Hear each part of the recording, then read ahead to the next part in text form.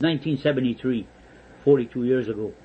The wife was in the hospital, and I went and visited her and come home, and after a long day's work at Inco and going to the hospital and that I came home.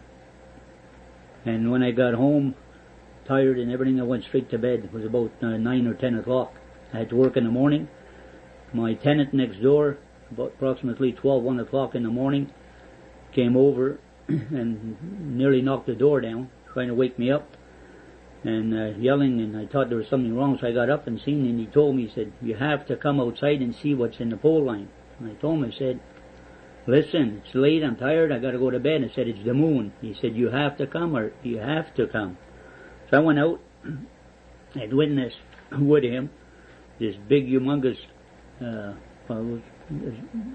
bright as a light bulb, like when you see a light bulb, and the size of the complete width of the pole line, the hydro line at the back of the house. And there was a wire leading from it onto the power line. You could see it was taking power. I couldn't see the machine itself, but you could see it was all in glow. It was one of the most spectacular scenes I've seen in my life, one I'll never forget anyway, and I can thank my neighbor for that. But I went to the neighbors the next morning and I told them about it, and she told me I should have woke her up and brought her there. And I told her, well, there was so much excitement going on at the spur of the moment, I didn't even think of it.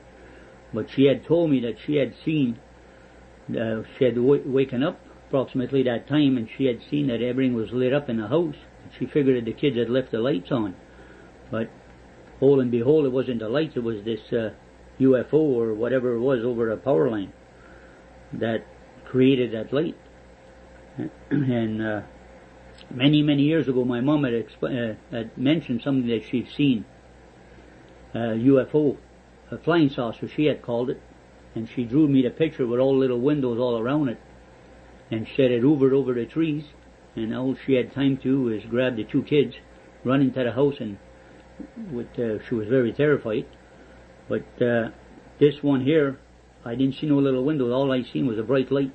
Everything was lit up, and it's only by Kukagami Lake over the power lines there, right? So that's about it. How much has this changed your life since you had this sighting back in '73? Well, it never changed my life any, because I was always aware from Mom's statements and seeing the shows and everything else prior to that those things do exist. And after seeing it, then I was a true believer, because I've seen it at such a close range. So how close do you think it was?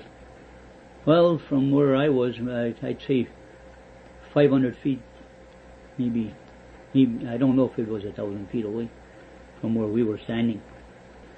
And it was approximately about maybe 40 feet above the power line, with a line leading from it onto the pole line, and that was all lit up too. The line was all lit up. You could see what it was doing. It was drawing power from the power line, whatever it was.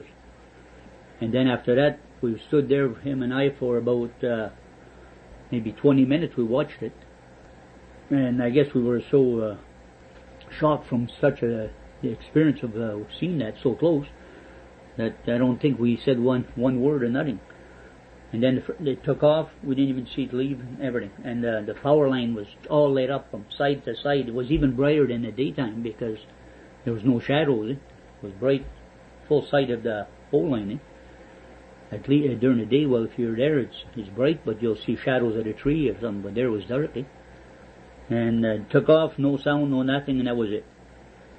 And it was at least 40 feet wide?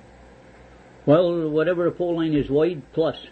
It was wider than the pole line, like the complete pole line, from what I can remember there. Thank you.